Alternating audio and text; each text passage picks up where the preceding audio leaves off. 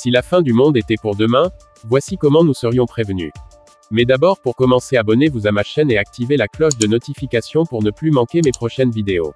C'est parti. La fin du monde. Nous ne sommes pas si nombreux à l'envisager. Et dans tous les cas, nous espérons ne jamais y être confrontés. Mais cela fait partie du travail de la NASA que de se poser cette question cruciale: comment alerter les populations si, par exemple, un astéroïde menaçait notre survie? Au sommaire, l'idée de fin du monde a beaucoup été exploitée au cinéma. Et dans la plupart des cas, c'est un peu la panique qui succède à la découverte de la menace. Comme si personne n'avait imaginé que le risque existait. Dans la vraie vie, toutefois, des équipes sont chargées d'anticiper les pires scénarios. Le Bureau de coordination de la défense planétaire de la NASA, par exemple.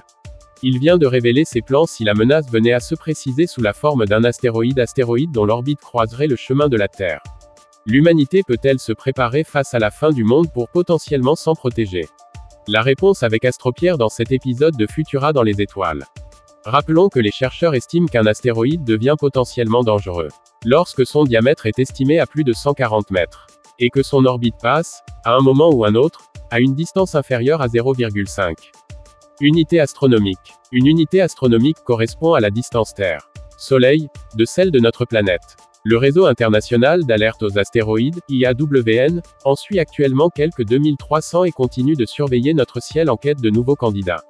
L'impact d'un astéroïde est la seule catastrophe naturelle qui peut aujourd'hui être évitée.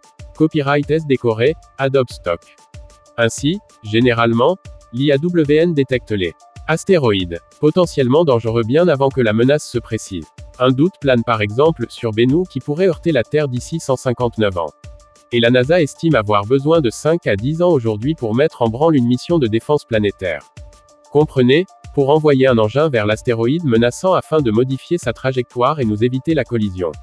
Un premier essai de ce type de mission a été effectué avec succès en 2021. D'autres sont prévus à l'avenir. Les différentes solutions pour dévier un astéroïde, avec l'un des pairs de la mission DART.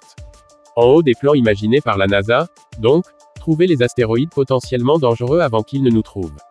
Toutefois, si les systèmes de surveillance devaient échouer et laisser passer un astéroïde dangereux entre les mailles de leur filet, la NASA assure qu'elle pourrait encore tenter de le faire voler en éclats.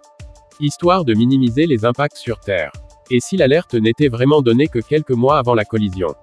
La première chose à faire alors, selon la NASA, serait de vérifier l'imminence de l'impact de l'astéroïde avec la Terre, et sa localisation, si possible, et d'évaluer le risque inhérent. Une fois les experts du réseau international d'alerte aux astéroïdes d'accord, l'alerte serait donnée. La NASA informerait la Maison-Blanche si l'impact est prévu aux États-Unis.